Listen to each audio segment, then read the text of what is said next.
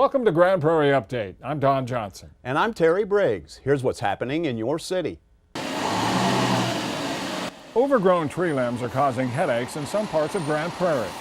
The low-hanging limbs put lives in danger by delaying first responders, and they can damage emergency vehicles. We have things on the exterior such as air conditioners on top of the cab. We have antennas that are necessary for our emergency communications.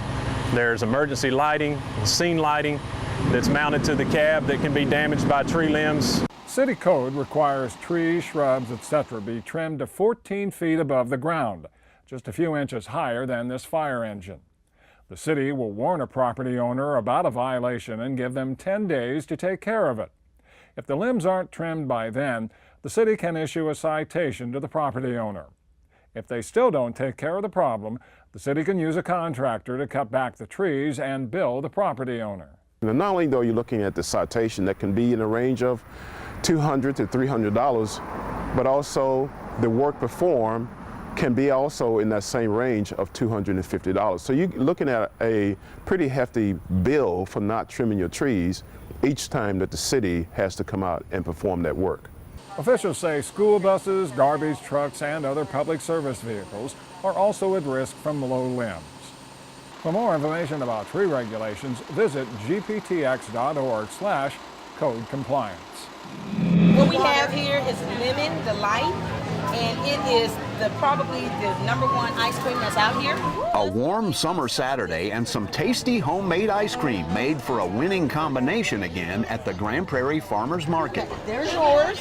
You're gonna try a little honey? That's good stuff, man. It's the 3rd annual Ice Cream Challenge Cup, an invitation for local charities to compete for prize money in an ice cream making and tasting contest sponsored by the Parks, Arts, and Recreation Department. Enjoy.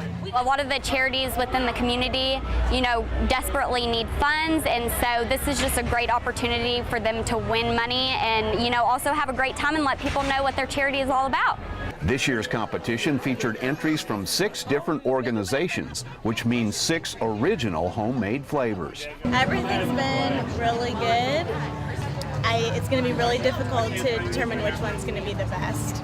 My personal favorite was the Texas butter pecan, but yeah, they were all great.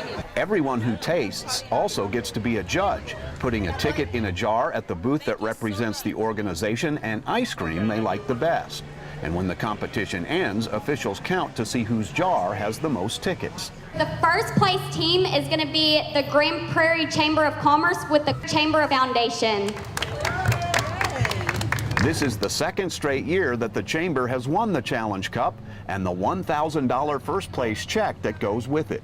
This year, we were representing the Grand Prairie Chamber Foundation. It's only 2 years old, but in that time, we have taken on a number of different projects, but it's all about education, adult education as well as student education. McGinley says the money will help fund several programs that the Chamber Foundation supports. Mosquito season will soon be here, and so will the threat of West Nile and Zika virus. Last year, Grand Prairie had 4 human cases of West Nile, along with 58 mosquito samples that tested positive for that disease. There were 3 travel-related cases of Zika virus and 1 case of CHIKV. City officials expect West Nile will continue to be the biggest problem in 2017. Our focus still remains on West Nile because we know that West Nile is here in the mosquito population like it has been for numerous years, and it remains our #1 risk as far as transmission to humans and causing disease. To be ready, the city is adding personnel and equipment to its Fight the Bite plan. That plan includes collecting mosquito samples for testing, using insecticide on sites of standing water, and spraying insecticide in an area where there is a positive sample or a human infection. Residents can also do their part to fight the bite by following these tips. Get rid of standing water around your home. Use mosquito spray with DEET when you're outdoors, day or night. Wear long sleeves and pants when possible when you're outdoors. And avoid being outside at dusk or dawn when mosquitoes are most active. The primary message we need to get out is for citizens to take responsibility for their yards and to survey their yards, especially after the rains that we've just had, to make sure that things like pots and dog bowls and bird baths and things like that are not holding water. To get more information and to stay up to date during mosquito season, visit gptx.org/fightthebite. There you go, baby. Thank you. Grand Prairie's main library has become the place to be to grab some lunch. Thank you. Thanks to a program called Food on the Move, the library is offering free nutritious meals to kids this summer with no strings attached. Any child 1 to 18. There's no registration. We're here every day, so kids and their families can just show up and grab a meal.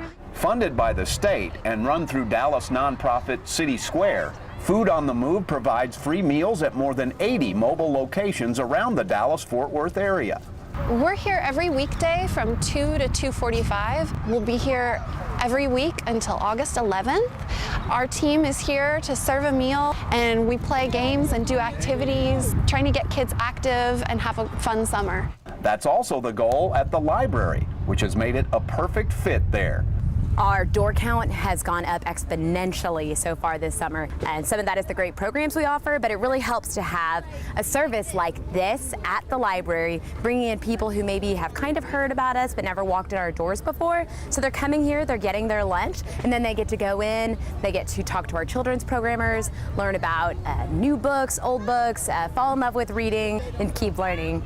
For more information about Food on the Move, you can visit the library's website at gptx.org/library or citysquare.org. That's it for this edition of Grand Prairie Update. Hope you'll join us again next time.